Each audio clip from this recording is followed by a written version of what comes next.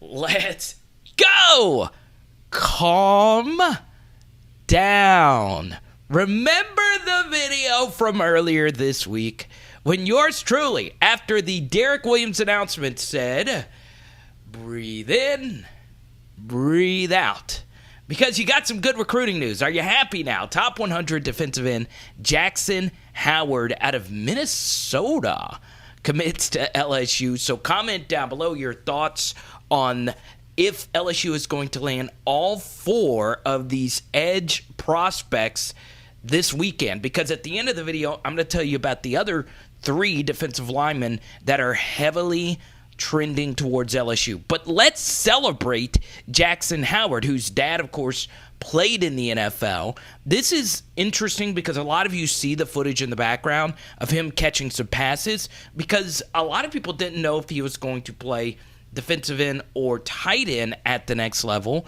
And ironically, most of his highlights are at tight end, whether it be blocking or making a great catch such as that one and a good run after the catch. So, yes, I do believe he's going to play defensive end at LSU, or, to be more technical, the jack outside linebacker position. So, the one thing I really like about JAXON HOWARD's footage is that a lot of the defensive end plays you see him making are with the hand in the ground, but he also makes some plays standing up in a two-point stance in that jack linebacker position, as you see right here. I don't know why you would leave the only top 100 prospect in the state unblocked right there, but there you go. So that's the first thing that probably really stands out to a lot of you.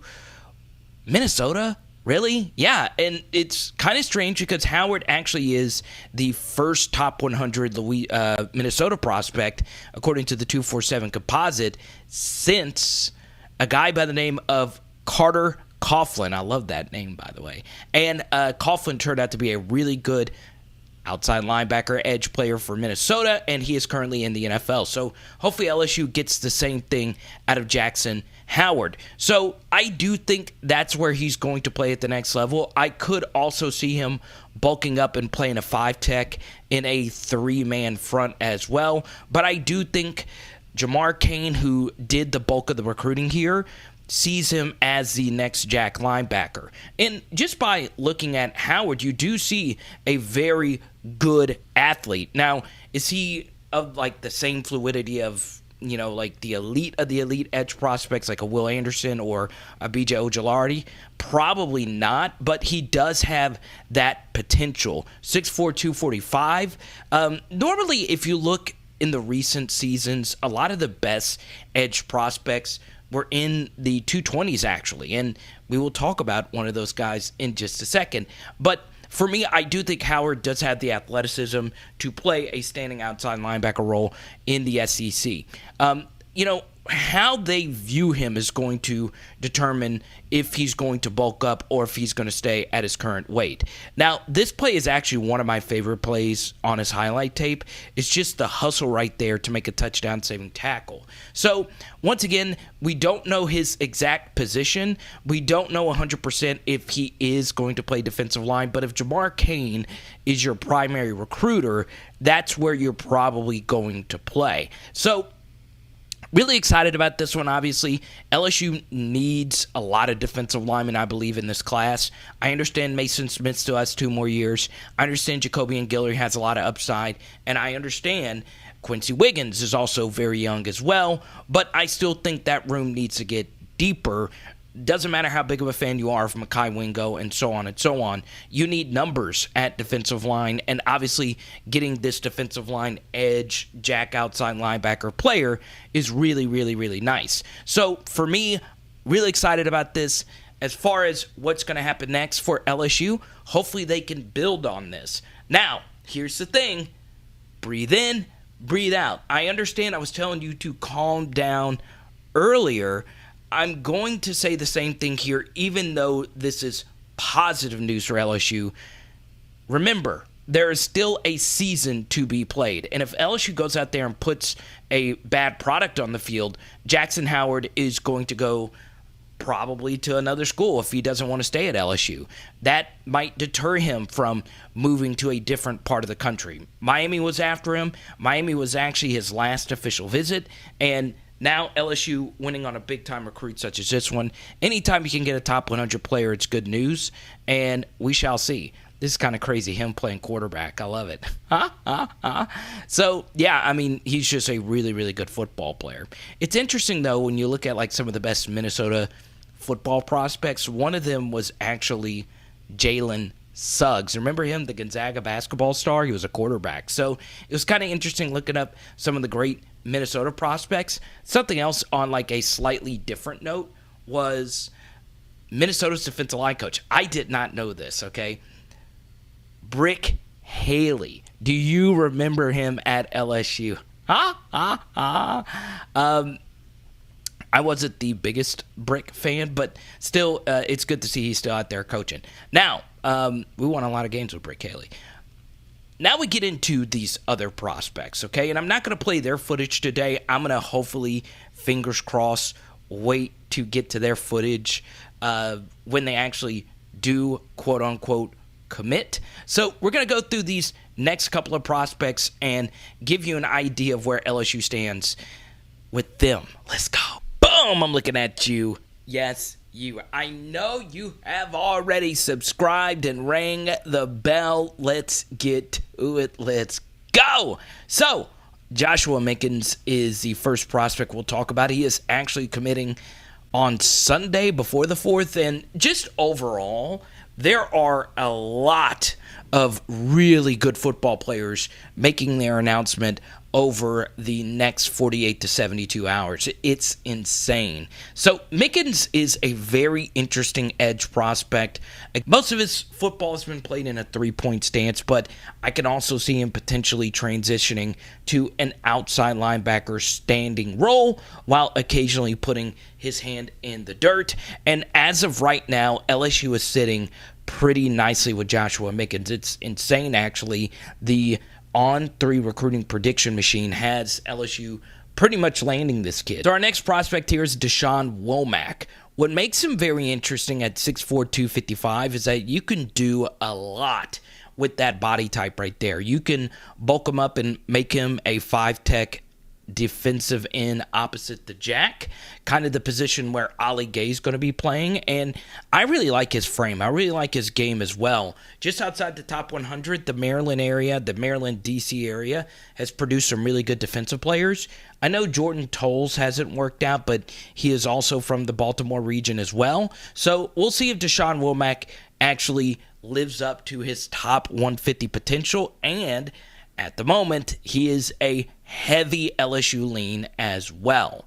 Boom! I got you again. I know I did. I got to make sure you're awake because I want to talk about, to me, my favorite defensive line prospect out of the four, and that is Darron Reed. And what really fascinates me about him is that I've never seen so much variance in a recruiting ranking and a player's height and weight. So before I get into that, I do want to share with you something that I think has changed about defensive line recruiting, and that is how we all view prospects. And I don't think it's just 247 or us or coaches. I think it's everybody, because it is so hard to project this position.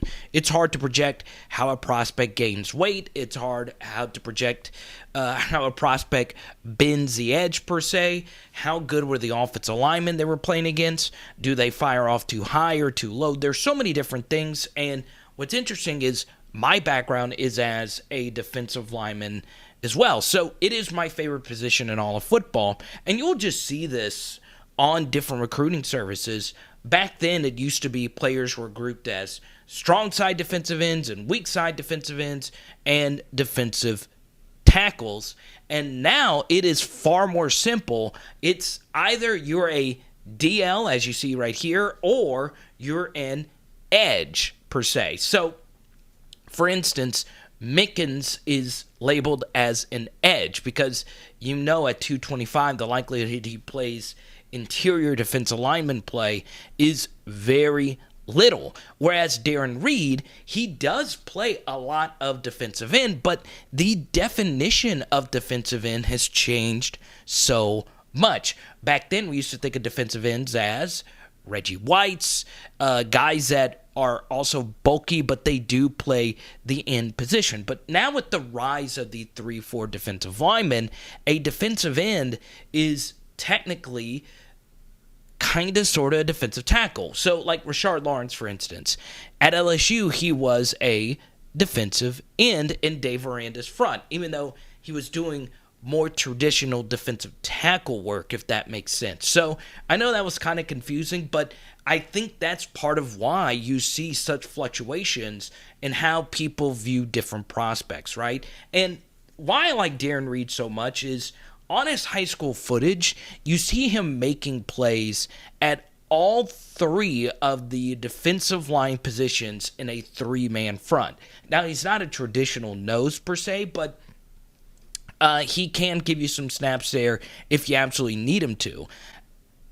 And this is what's fascinating. His recruiting ranking is 228, as you see here, according to the 247 composite. But if you switch on over to the On3 composite, or just their own personal ranking, he's a top 50 player national. So once again, 247 Sports doesn't even view Darron Reed in their own personal ratings, not the composite, but their own ratings, as a top 40 defensive lineman. And On3 views Darron Reed as a top 30 player, period. So this is where it gets really interesting, is Darron Reed's height and weight is kind of a mystery to me. So he's labeled here as 6'4", 270. In his On3 report, they had him at 6'5", and now On3's personal profile has him at 6'3.5", 282. So honestly, his height and weight is just all over the place. For me, I don't really care. The kid can flat out play. I think he's special. Maybe On3 should hire me because I view him the same way. I view him as a truly elite day one prospect. If you want to comp kind of a Devon Godchow, Michael Brockers kind of guy who was labeled as a defensive end but is really an interior defensive lineman with a lot of athleticism. Long wingspan. We'll get deeper into his scouting report. Hopefully, I hit the mic once again. I am not smooth. Hopefully, when he commits to LSU on Independence Day. So a little bonus for you here at the end. Malik Benson and Jeremiah Hughes. Benson is a really talented JUCO receiver. He will be committing on July 5th and Hughes on July 7th. One of them is a wide receiver. The other's a corner. I'm hoping LSU lands at least one of those guys. I think the corner is more likely, but we shall see what happens. But for the most part, LSU in the next, this is going to be crazy. They might go from 0 defensive line commitments to 4 defensive line commitments in the next 72 hours. So we'll see. And hopefully, the guys that they already have, the Tyge Hills and so on, turn out to be superstars. And you never know. That 03 defensive line at LSU might be coming back. Now, that was a really special group.